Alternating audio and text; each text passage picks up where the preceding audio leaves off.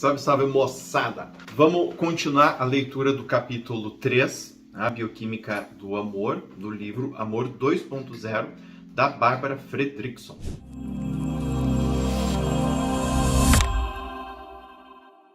Paixão em relação ao hormônio da ocitocina, né? Que também é conhecido como o hormônio do amor, e é um neuropeptídeo no sentido de que ele é um hormônio que ele transita no corpo e também dentro do cérebro, tá? Então, esse neuropeptídeo, ele tem essa dupla função. Ele não fica apenas no corpo, ele também atua dentro do cérebro.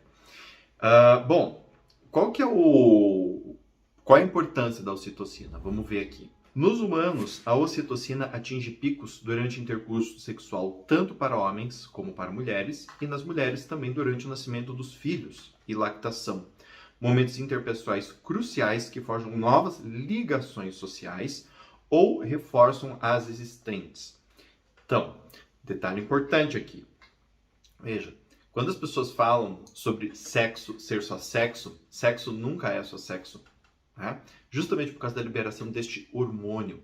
Tá? Então, o que a ocitocina faz? Ela faz essa questão de forjar ou reforçar ligações entre as pessoas. Então, a presença desse hormônio faz com que a lactação, o nascimento de um filho, o sexo, sejam momentos para a nossa espécie que estão criando laços.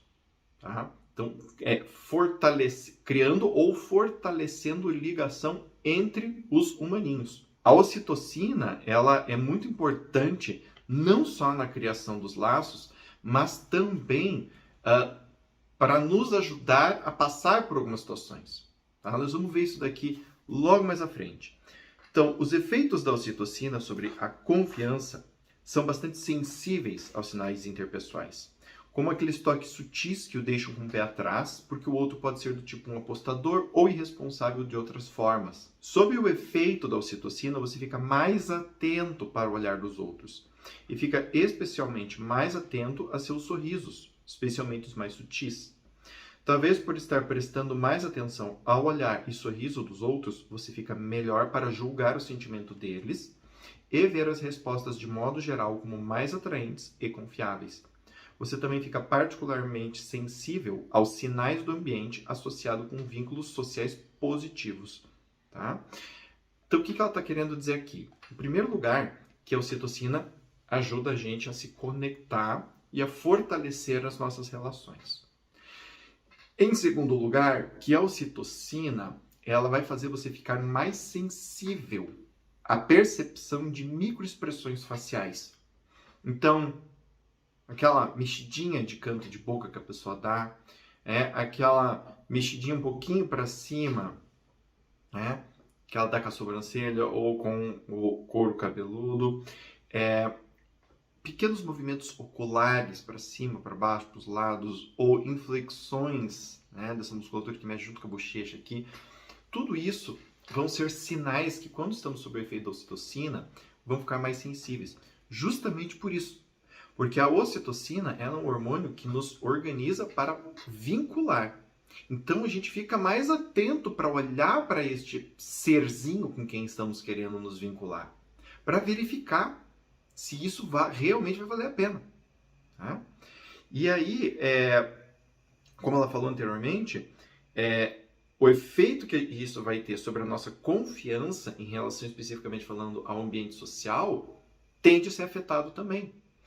E aqui é uma coisa interessante, porque muitas pessoas elas têm um aumento grande de ocitocina e se tornam muito sensíveis a essas variações, mas elas não têm, por exemplo, um repertório comportamental para lidar com isso.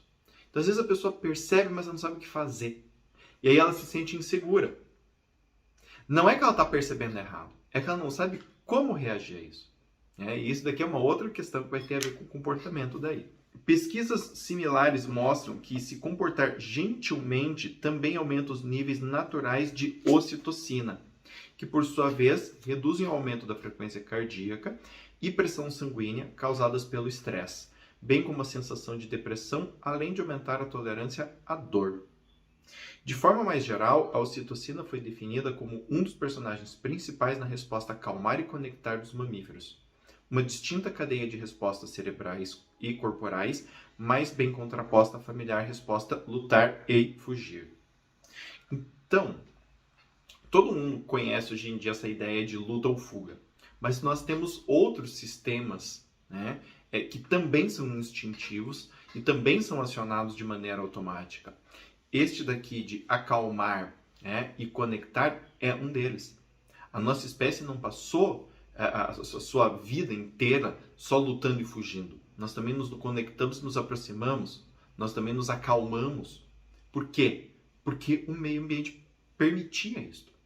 Muitas pessoas hoje que vêm para o consultório têm uma dificuldade muito grande em conseguir relaxar, em conseguir se sentir satisfeito, porque elas não conseguem sair desse esquema de luta e fuga, né? Agora, por que eu estou falando sobre isso? Porque para o desenvolvimento do amor, não adianta você estar em esquema de luta e fuga. Você precisa estar acessando isso, de acalmar para se conectar. No vídeo anterior, eu falei a respeito da ideia de você diminuir o ritmo. O amor, ele precisa dessa diminuição, justamente porque o amor acalma. Então, a ocitocina, ela também tem a ver com isso. Para eu entrar em conexão com o outro, eu não posso estar muito acelerado, porque senão eu não consigo fazer aquela sincronia bioquímica da qual a gente já falou. E a ocitocina é um dos hormônios responsáveis por isso. Então, esta é uma das funções muito importantes deste neuropeptídeo para o desenvolvimento do amor. E quando ela fala sobre essa questão aqui de se comportar de uma forma gentil e isso ter uma diminuição no nível do estresse, essa diminuição ela vale não só para as relações interpessoais, mas, por exemplo, para você dar uma palestra, para você estudar. Tá? Uma dica, por exemplo, para quem está prestando concurso é assim: experimente ser gentil com todo mundo ao longo do seu dia. Não de forma forçada, mas ser gentil mesmo. Buscar dentro de você essa gentileza e agir de forma gentil e veja o que acontece com o teu rendimento no estudo. Como é que você vai estar na hora que você for estudar? Né? Ao invés de ficar, né, naquela pressão, ter que fazer e daí estudar. Isso faz uma diferença muito grande. Né? Justamente por causa disso, ele diminui o efeito do estresse na gente. Né? E ao diminuir o efeito do estresse, aumenta a possibilidade de conexão, que é um dos componentes fundamentais para o amor. A ocitocina está longe de ser cega. Ela, de fato, aumenta a sua receptividade para pistas que sinalizam se os outros são sinceros ou não. Em vez de evitar novas pessoas por causa do medo e das suspeitas, a ocitocina ajuda a pegar os sinais da benevolência de alguém e o orienta a se aproximar dessa pessoa com sua própria benevolência. Como todas as pessoas precisam de vínculos sociais, não apenas para se reproduzir, mas para sobreviver e prosperar neste mundo, a ocitocina foi chamada de a grande facilitadora da vida. Tá? Então, aquilo que eu estava falando, a ocitocina ela aumenta a nossa receptividade a esses sinais. Logo, a ocitocina te deixa com mais visão. Ela não vai fazer você sair se vinculando à torta e à direita. Ela vai aumentar a tua percepção desses sinais, aumentar a tua abertura para esses sinais e com isto você vai se aproximar daquelas pessoas que são mais seguras. E você também não vai ficar evitando os outros. Você vai se aproximar. Você vai se aproximar com este conhecimento, entendendo até onde realmente pode ir com essa pessoa ou não. Tá? E aí vendo se é possível de ir desenvolvendo ao longo do tempo uma relação ou não. Quando uma criança e seu responsável estão se dando bem, seus movimentos e emoções coordenadas mostram bastante engajamento positivo mútuo. Algumas mães e pais raramente fazem contato visual com suas crianças e emitem pouca positividade, seja ou não verbal. E nos raros momentos quando estão engajados, a vibração que os une é distintamente mais negativa. Eles se conectam por meio de indiferença e aflição mútuas, e não por meio de afeto mútuo. E isso aqui é muito importante. Então, eu posso me vincular a alguém com base em emoções negativas. Essa é a minha única forma de me conectar com essa pessoa.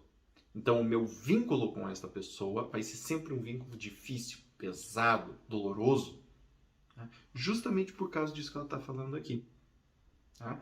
Como eu não tenho um contato a partir da positividade, eu tenho um contato a partir do quê? Da negatividade. E aí isso se torna um hábito. Acontece que a sincronia comportamental positiva anda de mãos dadas com a sincronia de ocitocina. Pesquisadores mediram os níveis de ocitocina na saliva das mães, pais e crianças antes de filmar uma interação responsável criança frente a frente. Nas duplas que mostraram engajamento mútuo positivo, os níveis de ocitocina estavam sincronizados. Quando não havia tal engajamento, entretanto, não apareceu nenhuma sincronia de ocitocina. Né?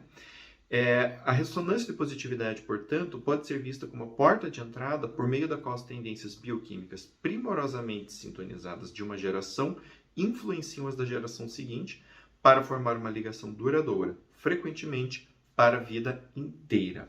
Então, aquela sincronia que a gente estava falando também tem a ver com a liberação desse hormônio. O que ela está falando aqui? Que quando isso existe, o nível de liberação do hormônio da ocitocina em mim e na pessoa com quem eu estou me relacionando ficam equilibrados, ficam sincronizados. A gente sobe e desce no mesmo ritmo.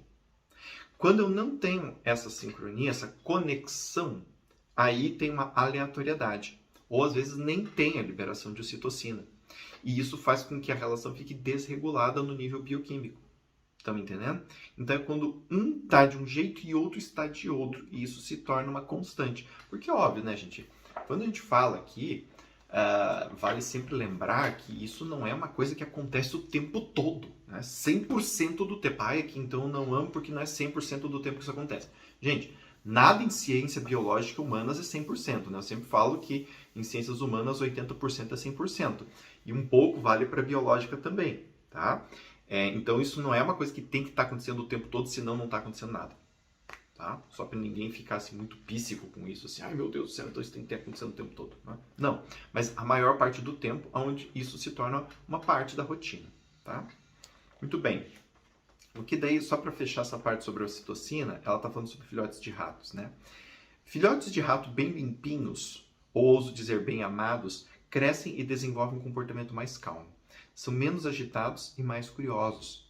Os pesquisadores podem ter certeza de que são as experiências de conexão amorosa que determinam o perfil comportamental e cerebral das gerações seguintes, e não apenas genes mútuos, porque estudos de amamentação cruzada mostram o mesmo padrão dos resultados, isto é, mesmo quando uma mamãe rato cria um filhote recém-nascido que não é dela, sua atenção maternal ainda pode prever a sensibilidade cerebral do filhote à ocitocina e se ele irá crescer ansioso ou calmo. O que ele está querendo dizer com isto? Que embora a relação mãe-filho biológica seja extremamente importante e seja muito mais fácil uma mãe biológica de um filho acarinhar e acalmar ele, quando eu tenho uma mãe que também faz esse papel de forma bem feita, isso também vai organizar o feto, a criança. Tá? Isso também vai organizar o bebê em termos de ele ter um apego seguro. E isso é extremamente importante. Por que eu estou dando esse dado?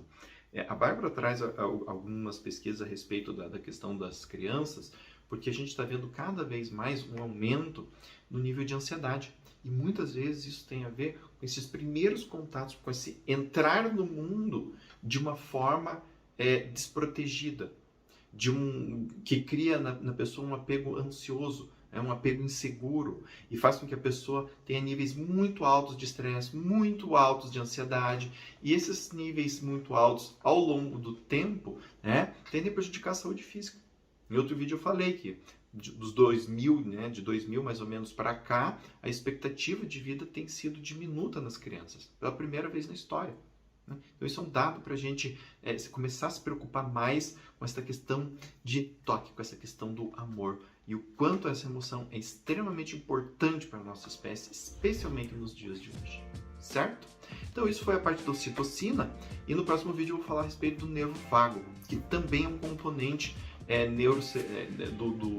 da parte biológica, né, da parte fisiológica muito importante para o amor. Certo? Então, um beijo para vocês e até o próximo.